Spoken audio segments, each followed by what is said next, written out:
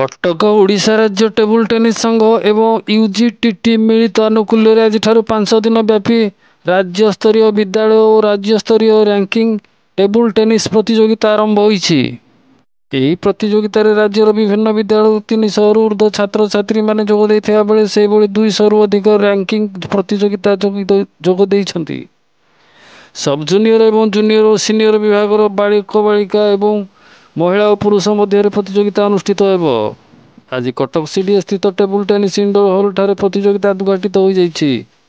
କଟକ ଜିଲ୍ଲା କ୍ରୀଡ଼ା ଅଧିକାରୀ ଶ୍ରୀ ରଶ୍ମିରଞ୍ଜନ ସାମନ୍ତରାୟ ମୁଖ୍ୟ ଅତିଥି ଭାବେ ଯୋଗଦେଇ ଏହି ପ୍ରତିଯୋଗିତାକୁ ଉଦ୍ଘାଟିତ କରି କହିଲେ, ପ୍ରଥମ ଥର ପାଇଁ ସରକାରଙ୍କ ଦ୍ୱାରା ନିର୍ମାଣ କରାଯାଇଥିବା ଟେବୁଲ ଟେନିସ୍ ହଲ୍ଠାରେ ରାଜ୍ୟସ୍ତରୀୟ ଟେବୁଲ ଟେନିସ୍ ପ୍ରତିଯୋଗିତା ଅନୁଷ୍ଠିତ ହେଉଥିବାରୁ ଏହା ନିଶ୍ଚିତ ଭାବରେ ସ୍ୱାଗତଯୋଗ୍ୟ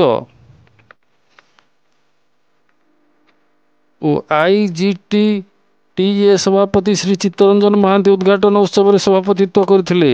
ଓଡ଼ିଶା ରାଜ୍ୟ ଟେବୁଲ ଟେନିସ୍ ଆସୋସିଏସନର ସମ୍ପାଦକ ଶ୍ରୀ ରବୀନ୍ଦ୍ର ପରିଡ଼ା ସ୍ୱାଗତ ଭାଷଣ ଦେଇ ଅତିଥି ଏବଂ ଖେଳାଳୀମାନଙ୍କୁ ସମ୍ବର୍ଦ୍ଧନା କରିଥିଲେ। କଟକରୁ ଗଣେଶ୍ୱର ବେହେରାଙ୍କ ରିପୋର୍ଟ, ଜାଗ୍ରତ ଭାରତ ନ୍ୟୁଜ୍।